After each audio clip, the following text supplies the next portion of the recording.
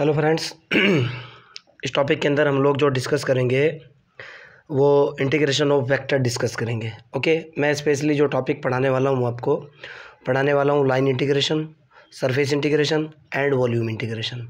और सीधा मैं पॉइंट की बात करूँगा, इधर उधर करने की कोई मतलब नहीं निकलता।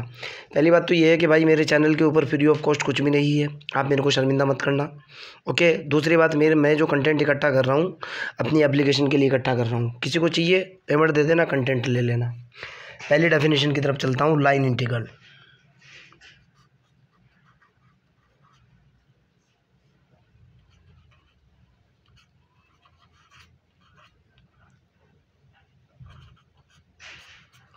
एक्चुअल में लाइन इंटीग्रल क्या होता है, पहले डेफिनेशन देता हूँ। Any integral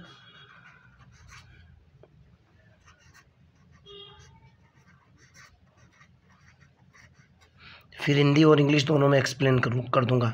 which is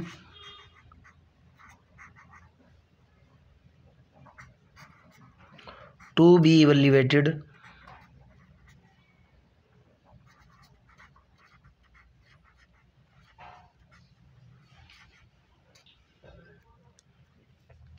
along a curve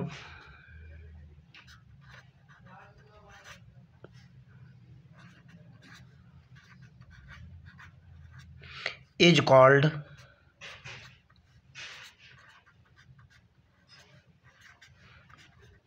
line integral.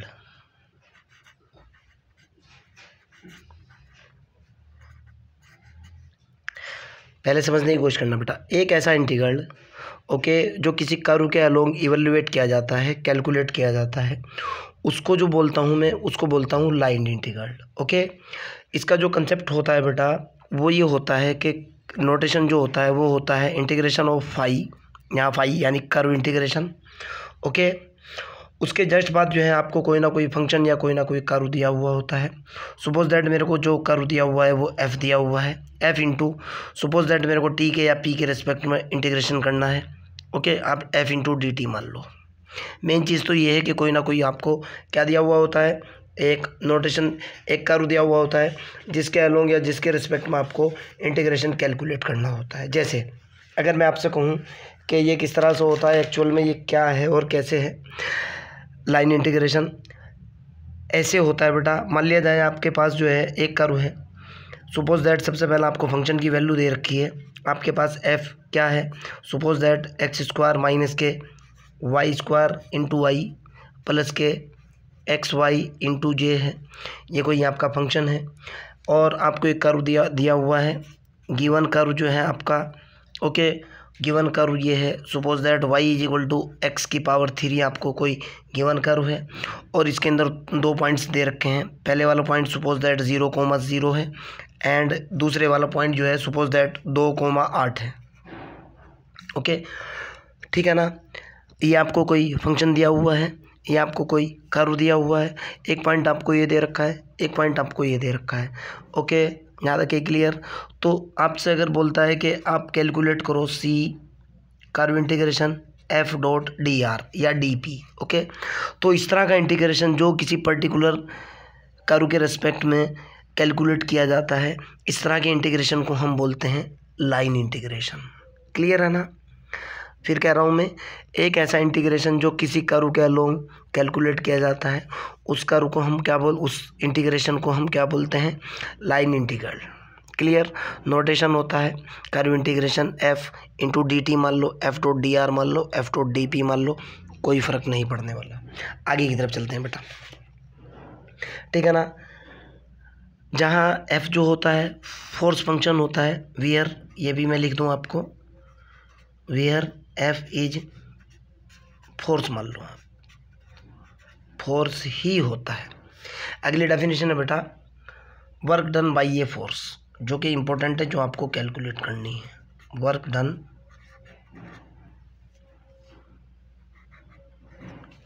Bye a force, पूरी एक्सरसाइज के अंदर आपको वर्क डन ही निकालना है अलग अलग तरीके से। ओके, सपोज दैट डेफिनेशन दे रहा हूँ मैं, suppose that F is any force, अगर मेरे पास एफ क्या है, कोई फोर्स है, एफ इज एनी फोर्स, अगर मेरे पास एफ कोई फोर्स हो और वो क्या करता हो, एक्ट्स करता हो अपॉन ए पार्टिकल, किसी पार्टिकल के ऊपर वो अप्लाइड किया गया हो या किसी पार्टिकल के ऊपर वो लगाया गया हो। ओके, सपोज दैट, थोड़ी सी थ्योरी और भी है। Suppose that the particle be displace, भाई जाहिर सी बात है, पहले लिख दूं मैं उसके बाद समझा दूंगा। Particle be displace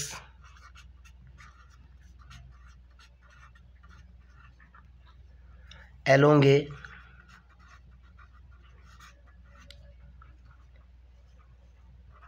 given path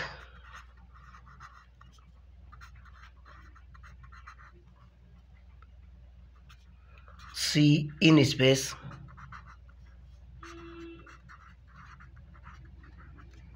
suppose that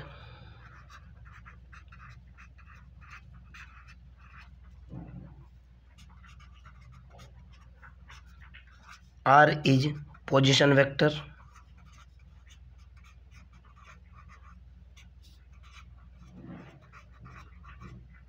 then अब है मेरे मेन बात भाई, देन W जो होगा, टोटल वर्क डन की बात कर रहा हूँ, देन W बराबर होगा curve integration F dot D are. बहुत शॉर्ट में बता रहा हूँ, एक्चुअल में है क्या समझने की कोशिश करना। W इज इक्वल टू क्या होगा, curve integration F dot D are. मैं फिर कह रहा हूँ, मान लिया मेरे पास कोई भी जो है ना, सपोज दैट ये मेरा कोई पार्टिकल है, ठीक है ना, ये पार्टिकल है, मैंने इस पार्टिकल के ऊपर फोर्स लगाया, मान लिया इस तरफ फोर्स लगाया मैंने एफ, ओके, ठीक है ना। पार्टिकल के ऊपर फोर्स लगाने से जो है, सपोज दैट पार्टिकल थोड़ी देर के बाद यहाँ आता है, पहले पार्टिकल ए पोजीशन के ऊपर था, थोड़ी देर के बाद पार्टिकल जो है ना बी पोजीशन के ऊपर आया, ओके, मान लिया इनके बीच का जो दूरी है वो डी आर है, सपोज दैट डी आर है, ओके। तो इस पोजीशन में, और जाहिर सी बात है जब ए से बी की तरफ पहुंचा, भाई हो सकता था ये पार्टिकल ऐसे पहुंचा है बी तक, हो सकता था ऐसे पहुंचा है, हो सकता था ऐसे भी पहुंच सकता था, लेकिन मैंने आपको समझाने के लिए स्ट्रेट लाइन की फॉर्म ली है। तो यहाँ से यहाँ तक ये जो कर्व बनता है, ये कर्व तो होता है उसका पाथ सी, ओके। और इसके लिए नहीं, इसके लिए जो जो टोटल वर्क डन होता है उसका फार्मूला होता है curve integration F dot D are. मतलब क्या निकलता है कि अगर स्पेस के अंदर, सपोज दैट स्पेस के अंदर ये मेरा कोई पार्टिकल है, ये रोड रखी हुई है, ओके, मैंने इसके ऊपर ऐसे फोर्स लगा दिया, ऐसे फोर्स लगा, मान लिया ये यहाँ से यहाँ तक गई, इस रोड के द्वारा जो टोटल कार्य होगा, ओके, ये जो कर्व यहाँ इसने बनाते हुए गई है, सपोज दैट कर्व ऐसे बना दिया, सपोज दैट कर्व ऐसे बना दिया, लेकिन ये अलग बात है, ये स्ट्रेट लाइन बना रही है, ऐसे जा रही है, ठीक है ना। इस रोड के द्वारा या इस फोर्स के द्वारा, इस फोर्स के द्वारा इस पार्टिकल से किया गया कार्य हमेशा जो होगा वो होगा, कुल कार्य होगा W is equal to F dot D R. Dot product का यूज़ इसलिए किया गया है क्योंकि ये W एक स्केलर क्वांटिटी होती है, ना कि वेक्टर क्वांटिटी होती है। जिस कर्व के रिस्पेक्ट में या जो कर्व वो फॉलो करता है, ये वो वाला कर्व है। जैसे स्ट्रेट लाइन है तो स्ट्रेट लाइन आ जाएगी, आप इसको ए बी भी लिख सकते हो, ठीक है ना बेटा। बस इतना सा ही है। अब इसके ऊपर मैं आपको बहुत सारे क्वेश्चंस बताने वाला हूँ, और मेन तो क्वेश्चंस ही होते हैं। चलो क्वेश्चन की बात करते हैं। हेलो फ्रेंड्स, अगले वाले क्वेश्चन, एक क्वेश्चन की तरफ चलते हैं। कहना चाह रहा है कि आपको इवेल्युएट करना है curve integration F dot D R, where F is equal to जो दिया हुआ है वो दिया हुआ है X square I plus Y की power 3j, and C is a curve, C is the arc of a parabola, Y is equal to X square from 0 0 to 1 1। ध्यान से देखना बेटा, फोर्स जो आपको दे रखा है वो ये दे रखा है, कर्व का जो पाथ दे रखा है वो पैराबोला दे रखा है, आपको इस पॉइंट से इस पॉइंट तक चलना है। आप भी जानते हो कि X square is equal to Y is a parabola, ये तो बताने वाली बात नहीं है, क्वेश्चन में भी दे रखी।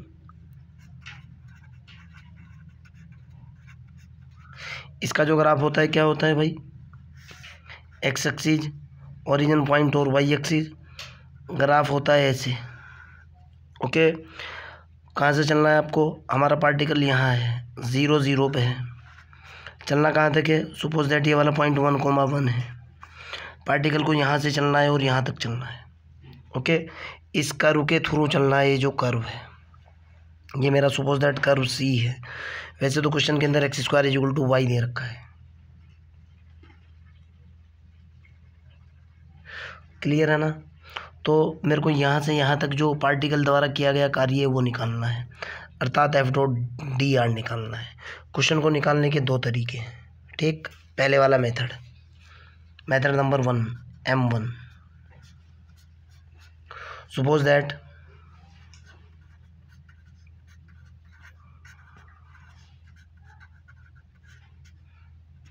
x = t मान लिया मैंने। जब x = t है तो y = कितना हो जाएगा? t²। Clear? No problem. x = t है तो y = t² हो जाएगा। आप जानते हो कि पोजीशन वेक्टर r जो होता है, r क्या होता है भाई? पोजीशन वेक्टर rt मान सकते हो आप, बराबर क्या होता है? xi प्लस के yj प्लस के zk होता है। तो यहाँ rt पोजीशन वेक्टर क्या हो जाएगा भाई? x की वैल्यू मैंने क्या मान ली है? ये माना मैंने ti प्लस y की वैल्यू मेरे पास कितनी है? t² j, k तो दे ही नहीं रखा इसके अंदर, प्लस 0 × k। क्लियर? मैंने यहाँ से dr/dt की वैल्यू निकाली।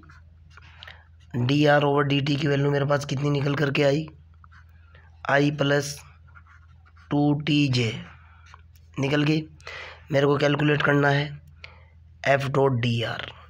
कैलकुलेट क्या करना है भाई? मेरे को कर्व इंटीग्रेशन कैलकुलेट करना है F.dr। इसको लिख सकता हूँ बेटा, कर्व इंटीग्रेशन F.dr/dt × dt। मैंने f की वैल्यू डाली, कर्व इंटीग्रेशन f की वैल्यू देखो बेटा आप, f की वैल्यू आपके पास क्या है? यहाँ देखो, f बराबर कितना है? x² i plus y³ 3j × dr/dt की वैल्यू कितनी है? i प्लस के 2tj × dt। क्लियर? आगे की तरफ चलते हैं, इस पेज की ज़रूरत पड़ने वाली है। आपने क्या माना हुआ है क्वेश्चन के अंदर? देखो, पहले कर्व इंटीग्रेशन को लिख दूं मैं। ये मेरा कर्व इंटीग्रेशन है, वैल्यू निकल करके आ रही है x² i y³ 3j dot product है i plus 2tj × dt। Clear है ना? आगे की तरफ चलते हैं। x आपने क्या मान रखा है भाई? x आपने माना हुआ है t, और क्वेश्चन के अंदर क्या दे रखा है? x² = y दे रखा है। तो y = कितना हो जाएगा बेटा? t²। यहाँ वैल्यू पुट कर रहा हूँ मैं, ये हो जाएगा कर्व इंटीग्रेशन। x² की वैल्यू डाली मैंने जो कि t² i के बराबर है, प्लस मैंने y की वैल्यू डाली। y² की जब मैं वैल्यू डालूँगा, y की वैल्यू डाली मैंने, t² की पावर कितनी? 3 × j, इसके साथ डॉट प्रोडक्ट कितना है? i प्लस के 2tj × dt। लिमिट की बात करते हैं बेटा। आपको लिमिट कितनी दे रखी है क्वेश्चन के अंदर? लिमिट की बात कर लेता हूँ, कहाँ से कहाँ तक चल रहा है। आपको पॉइंट दे रखा है 0,0 और दूसरा दे रखा है 1,1। जब x की वैल्यू 0 है तो 0 डालो यहाँ पे। 0 = t। कब? जब x = 0 है। जब x की वैल्यू 1 है तो 1 डालो यहाँ पे। 1 = t, x = 1 के ऊपर। कोई दिक्कत नहीं है, आप लिमिट यहाँ से भी निकाल सकते हो, यहाँ से भी निकाल सकते हो, कोई प्रॉब्लम वाली बात नहीं है। तो यहाँ से आपके पास जो कर्व इंटीग्रेशन है, लिमिट कितनी निकली? 0 से 1 तक निकल गई। आपको पता है कि डॉट प्रोडक्ट जो होता है i.i बराबर तो होता है 1, j.j भी 1 होता है, i.j बराबर होता है 0। आप जानते हो i का i के साथ गुणा करा, कितना निकल करके आया? t²।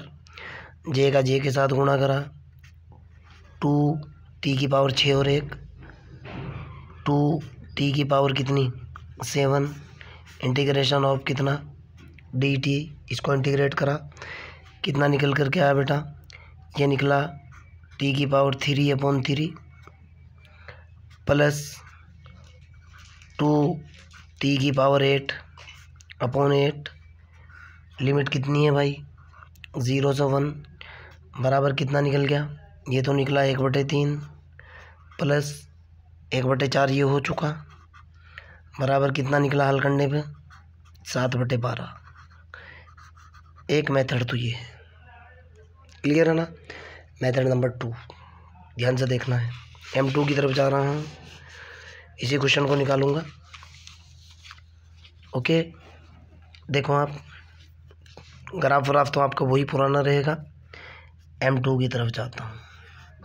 हमारे पास जो भाई ये जो ग्राफ है कौन से प्लेन के अंदर है, XY प्लेन है ना, इतना तो आप समझते ही होंगे। XY प्लेन के अंदर R कितना होता है, R बराबर होता है XI प्लस KYJ, यही होता है ना। जब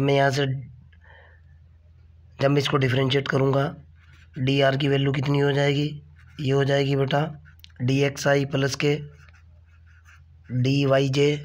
रेडी हो गए, खाने शुरू कर दो तुम लोग, ठीक है ना। निकल गई। मेरे को कैलकुलेट क्या करना है, f.dr कैलकुलेट करना है। Now f.dr is equal to f की वैल्यू डालो आप, ये हुआ मेरे पास x² plus y⁵ into j dot dr की वैल्यू है मेरे पास dxi प्लस dyj।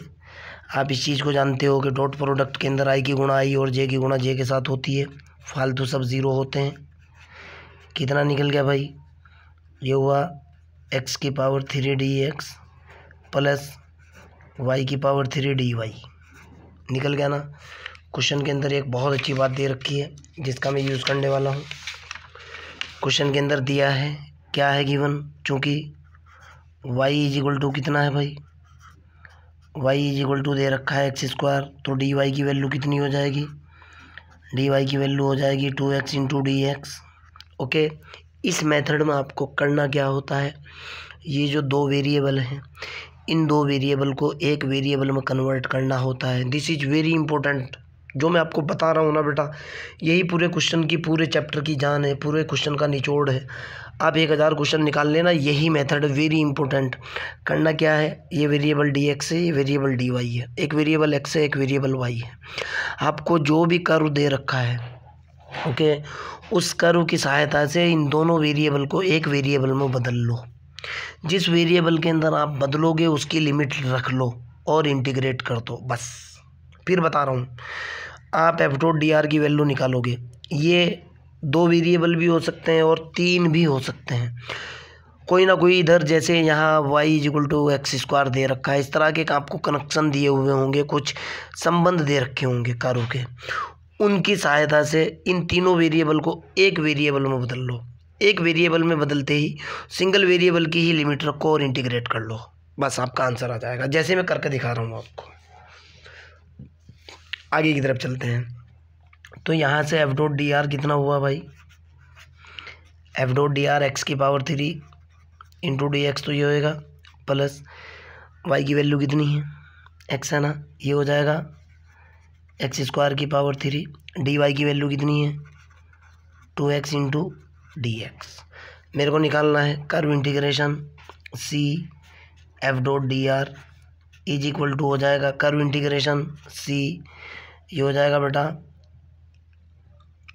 x⁵ है या x² है, सॉरी ये स्क्वायर है, यहाँ पर देखो मैंने गलती कर दी है, स्क्वायर है ये स्क्वायर है, यहाँ से देखो आप स्क्वायर चल रहा है।